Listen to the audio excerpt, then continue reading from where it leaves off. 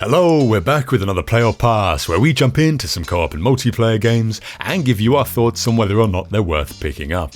If you want to join myself and Nex for more co-op and multiplayer content, feel free to hit the sub button below and sit back each week as we review and play through all sorts of different titles. Today we're covering Star Wars Battlefront 2, an action shooter released in 2017 and developed by EA DICE. The game has a single-player, story-driven campaign that's set between The Return of the Jedi and The Force Awakens. However, for this review we'll only be covering the various different multiplayer elements of the game.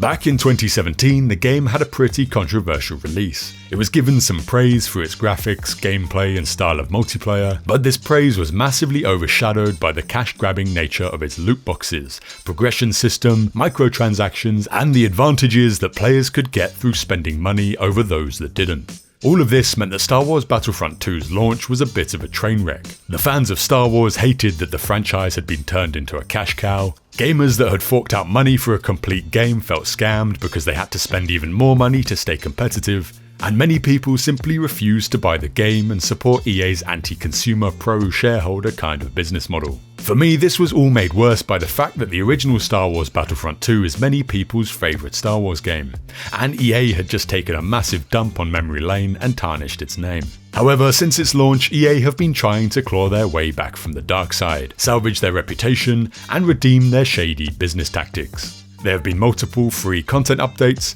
changes to the loot box and progression systems, and I think many players would say that they've achieved somewhat of a redemption. As fans of both Star Wars, shooters and multiplayer, we thought it was a great time to jump into the game and find out in 2020 if Star Wars Battlefront 2 is a play or a pass. The menu shows 3 game type options: multiplayer, co-op and single player, the latter being outside the scope of our review. Going with co-op missions first would give us an easy way to take things slow and learn the ins and outs, something we thought would boost our confidence before we hit up multiplayer. The visuals were the first aspect to really stand out. The scenes are actually stunning and closely match the environments we've all seen in the movies. There is a strong sense of immersion helped by the music and sound effects. Thematically, the character models and playstyles seem spot on. Lightsaber wielding foes are terrifyingly strong, but didn't seem overly tuned, at least in this mode.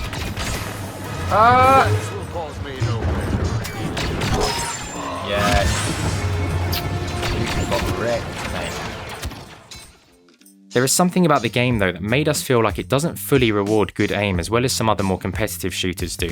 Even though things like headshots were rewarded, it never felt like you earned the kills when you came out on top. You aren't doing flick shots, listening to footsteps or utilising a lot of twitch movements to get ahead. Of course there is a skill element involved, but maybe not as high of a ceiling as you might expect. And I think because of this, the game is a lot more relaxing to play. It's easy to get lost in the battle and actually enjoy being part of the experience. Co-op is an attack and defend mode, where the attacking team must capture points, adding time to the clock, and pushing the defending team right through to their last command post. The defending team must hold the points until the timer runs out. The AI are mostly what you would expect. They came out in droves and play the strategy of mindlessly overwhelming the 4 human players. Sometimes, however, we came across some true artificial intelligence. There are 4 base classes sporting a nice range of combat types. Your standard assault, but sci-fied with blaster rifles, their skills being standard grenades, an enemy scanner and a limited use short range weapon. Heavy has slightly more HP than the others, using heavy blasters along with impact grenades, a sentry gun and a combat shield. Officers use blaster pistols, with flash grenades, an area HP buff and an infantry turret. Finally, specialists use target rifles, with shot grenades, an infiltration skill and thermal binoculars. For vehicles, there are 3 main classes whose skills differ depending on your faction. Fighters are all-rounders capable of taking out other starfighters and objectives. Interceptor is purely about the dogfights, with the best mobility to stay locked on to enemies. And bombers specialise in objective play, high damage but very low mobility. These base classes are the options that you must always start with in most modes. Contributions to your team by completing objectives or getting kills reward battle points. The currency is used for a turn at playing notable characters or ships, such as Han Solo or his Millennium Falcon. Heroes have been a part of Star Wars Battlefront since the good old days of Battlefront 2 in 2005. Here in 2017, you'll need to build up enough battle points in either Galactic Assault or Supremacy game modes to cash in mid-game in order to play the hero of your choice. The available heroes will depend on whether you're playing good guys or bad guys, and what point you're playing in the timeline of the Star Wars story. For example, if you're playing the most recent timeline, you can play as Rey if you're the good guys, or as Kylo Ren if you're the bad guys. Or if you want to go old school, you can choose a timeline to play as either Luke Skywalker or Darth Vader. Each hero has their own specific abilities, and you can customize the look and kit them out with their upgrades in a similar way to your baseline classes, making them even more powerful. However, there does seem to be a bit of a skill ceiling to some of the heroes, so it might be worth having a quick Google to find out how to play the basics. I personally love Yoda, but found that I sucked when trying to play him, so I think I've got a bit more practice to put in before I become effective. If you want to play only heroes, there is a hero mode available. In this mode, light side is set against dark side, and all players get to choose a hero character and try and get enough kills to win the game. Upgrading your classes, heroes and vehicles seem to be a staple feature of Battlefront's linear progression system, once tightly locked behind a cache model but scrapped at launch to avoid a mass exodus of players. And of course, to protect EA's pristine brand image. Each playable entity has slots where you can equip 3 star cards purchased with skill points. You earn these just through playing the game, and can unlock jetpacks, the ability to gain HP when killing an enemy, and reduced ability recharge. Some of these are class dependent and some more general. Each star card can be upgraded multiple times with skill points in order to improve the effects of that card. One hero we particularly liked was this dude. Oh yes, pistol bro!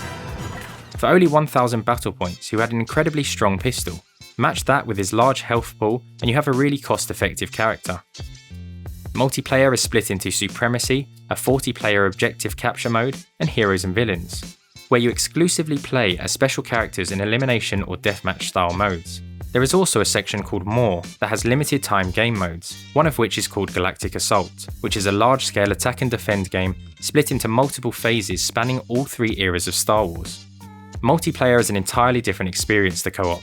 It's fast-paced and everyone seems to have fully upgraded star cards. As a player who came late to the show, it left me wondering how much power I was really missing out on. It seems there was a good balance of strong heroes, and I can imagine for better players there being a fair amount of counter-picking going on. Did we just both get wrecked by that Jedi? Yeah, he chokeholded me. Yeah, and then flew me into a tree or something. From our perspective, the lightsaber-wielding foes looked the most impactful, and it was particularly obvious when someone was well practiced with one. They ask you how you are, you just have to say that you're fine when you're not really fine, or you just can't get into it because they would never understand. The game seems well crafted, blending an already successful IP into a great multiplayer title to just chill and have fun with. But from what I can tell, the mechanics lack the depth found in other popular action shooters, which may not satisfy those with the competitive side.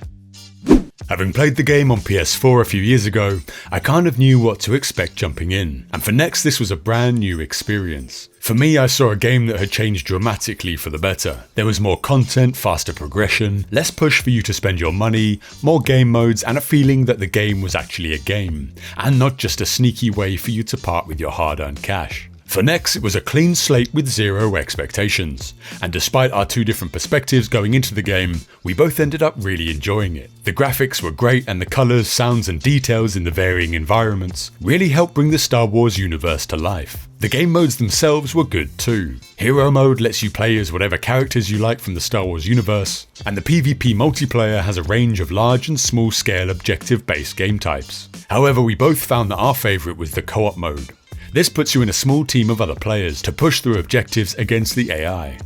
All in all, there's enough variety in styles of game here to keep you from finding it repetitive, and the sounds and visuals of the environment help connect you and immerse you in the Star Wars universe.